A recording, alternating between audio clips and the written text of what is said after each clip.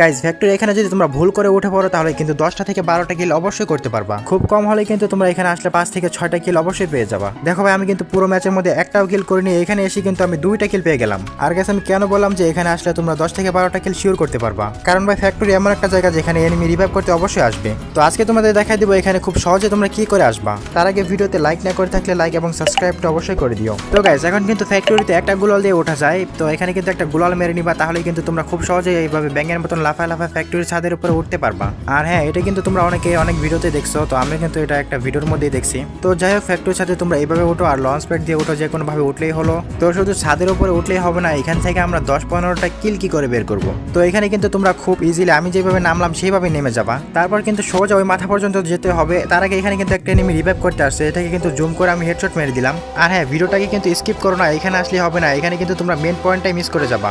এখানে আসলে হবে না, এখান থেকে কিন্তু তোমাদের আরেকটা জায়গায় যেতে হবে।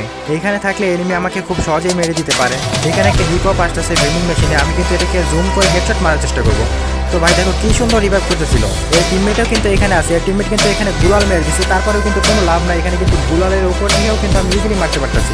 আর এটা যদি তোমরা কেউ ট্রাই করো তাহলে সাইলেন্সার ক্যারেক্টারটা অবশ্যই রাখবা। সাইলেন্সার ক্যারেক্টার যদি না রাখো তাহলে কিন্তু এনিমি লোকেশন পেয়ে যাবে। তো এখানে কিন্তু আমার থাকা যাবে না, এখানে থাকলে কিন্তু এনিমি আমাকে মেরে দিতে পারে। এর জন্য কিন্তু এখানে আমার 3টা গুলাল মেরে ওই সাইডেটা যেতে হবে। 3টা অথবা 2টো গুলাল মারতে পারো, এখানে আমি 3টা মেরে নিলাম, কারণ 2টো মারলে কিন্তু এখান থেকে পড়ে যাওয়ার একটু রিস্ক থাকে।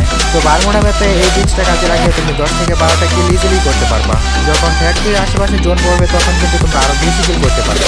আর ফ্যাক্টরির আশেপাশে যদি জোন নাও পড়ে তাহলে 2 থেকে 4টা কিল করা যাবে, কারণ ফ্যাক্টরি এমন একটা জায়গা যেখানে এনিমি অবশ্যই আসবে তাদের টিমমেটকে রিভাইভ দিতে। তো এখানে দেখো একটা জোন পুষার চলে আসে, জোন পুষার এসে কিন্তু প্যাক করে নিতে হবে, কিন্তু আমি মারার কোনো সুযোগই পেলাম না।